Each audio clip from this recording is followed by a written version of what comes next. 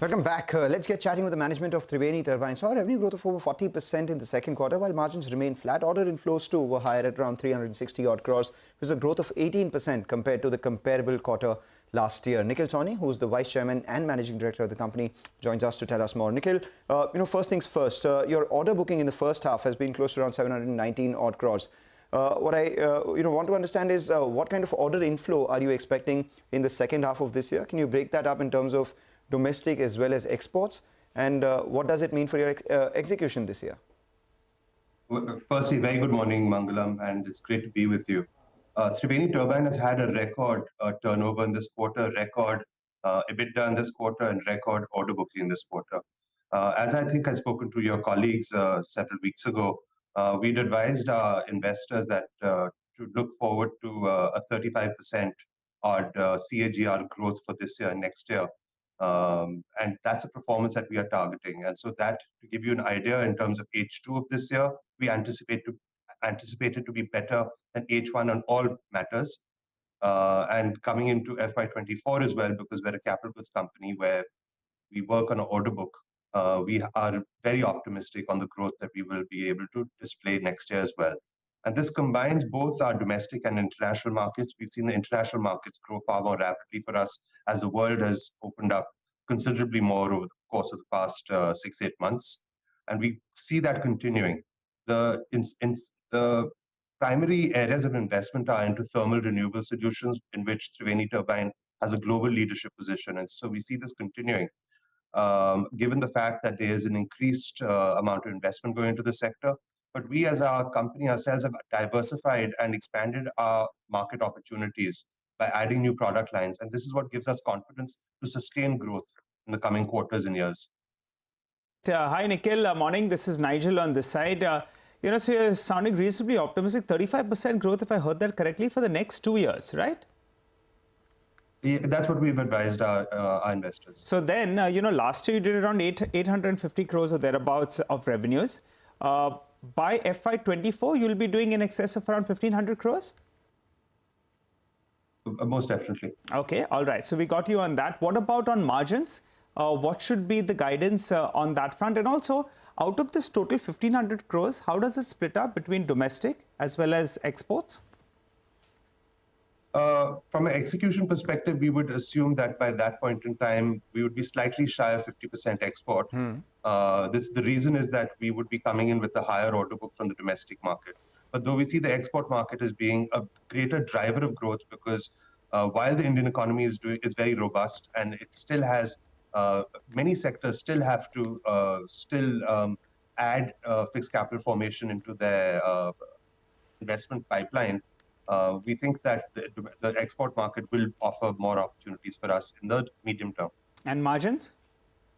Margins is as a company which has a good market share in India, a dominant market share in India, and we are in one of the leading companies globally.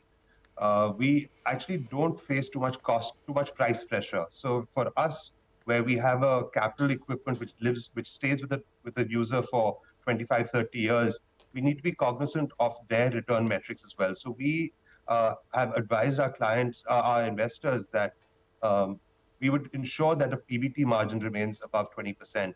And that is what we'd like to go with and push for further growth.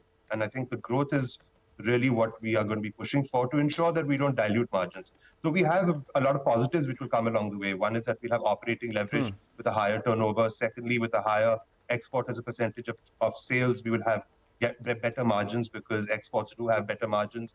Then also aftermarket as a percentage of turnover will also rise, giving greater confidence to stability in margins. So we don't have margins as a problem really, and they will fluctuate around this 20% odd level. If your EBITDA margin that you've taken on your screen right now is, of course, without any additional income, which is of our treasury income, which, as you would have seen, we have announced a buyback in this current quarter because the company is a high return company on both return on capital employed as well as return on equity. Nikhil? Approximately. Right. Yes. Nikhil, just to confirm, margins will be around 20%, right? That's what, because of the levers that you mentioned, aftermarket, exports, operating leverage. So 20% is the ballpark number you're looking at. EBITDA margins. Yes. All right. Yes. Got it. Well, EBITDA will be higher. We talked about PBT. And EBITDA would be how much? Well, your calculation is without other income, so I was including other income in that calculation because actually our reported PBT numbers, EBITDA margins are in the region of about 22% right now. So, compared to that, how much are you looking at? About the same. Okay. Maintaining margins. Take that point. You've also announced a buyback. It's roughly 23% of your equity, which means that it will perhaps require shareholders' approval as well, and not just the board approval. Just wanted to understand if promoters are going to participate in this. Yes, I think this is something that we've been asked for by a lot of our, especially large domestic mutual funds. We think that this is a good way to return a bulk of money back to shareholders. Promoters do plan on participating as well. And we look at this as a manner and means by which all shareholders should participate and get the returns back. We think that our previous attempts of doing a buyback have been met with equal success from the shareholders. We had great participations at all levels. And so we look forward to good participation on this buyback as well. Right. Ultimately, the company is sitting on a good cash pile, and we are confident of increasing our cash generation going forward. Our free cash generation on an annual basis without returns to shareholders is about the same as our profit. Right. So therefore, we're quite confident in terms of growing our cash pile in the years to come. Take that point, and that would provide a good signal to shareholders, etc. as well. But you said that the share of aftermarket would increase in your overall revenue going forward, and that would aid your margins as well. How much does that stand at right now, and what is your intended target for it?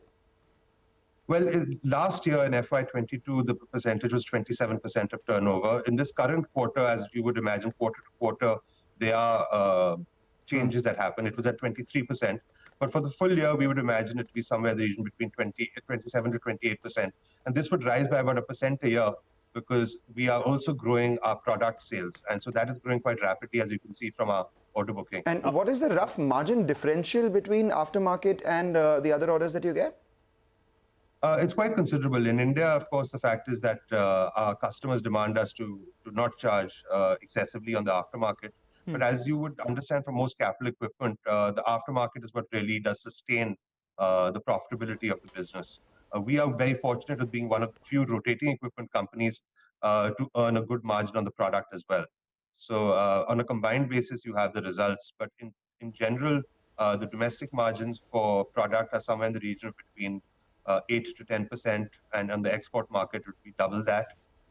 And in the aftermarket, it would be somewhere in the region of about 25 to 30% on an average basis. Okay, all right. And Nikhil, very quickly, I think you spoke about market share as well briefly. Yes. What is your market share? Can you put a number to that? Our market share in the Indian market is about 50%, with the other half being represented by Siemens. So our principal competition is with Siemens, both in India as well as internationally. Of course, Siemens is a much larger company globally, and they are our benchmark in terms of competition.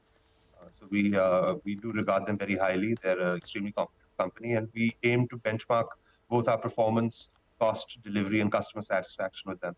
Right. And finally, before we let you go, recently, earlier we had that deal where Triveni Engineering did exercise its rights as a promoter. You, at that point, had said that you expect further inter-sea deals to perhaps clarify or simplify the structure.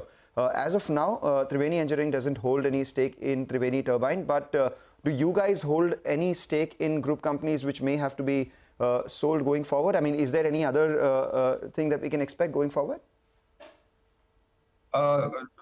Mangalam, I don't think that there's anything in the public market as of now.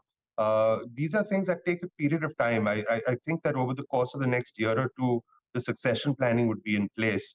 To the extent that they would impact markets, it will always be positive. We would always be transparent, give enough notice. But I don't see any capital market-based activity actually happening. If so, there will be interstate transfers. And so largely they would be from a market perspective. Okay, all right, Nikhil. But having said that, we were very pleased with the participation that we got in the sale of shares that Triveni Engineering led. It was a 1,600 odd crore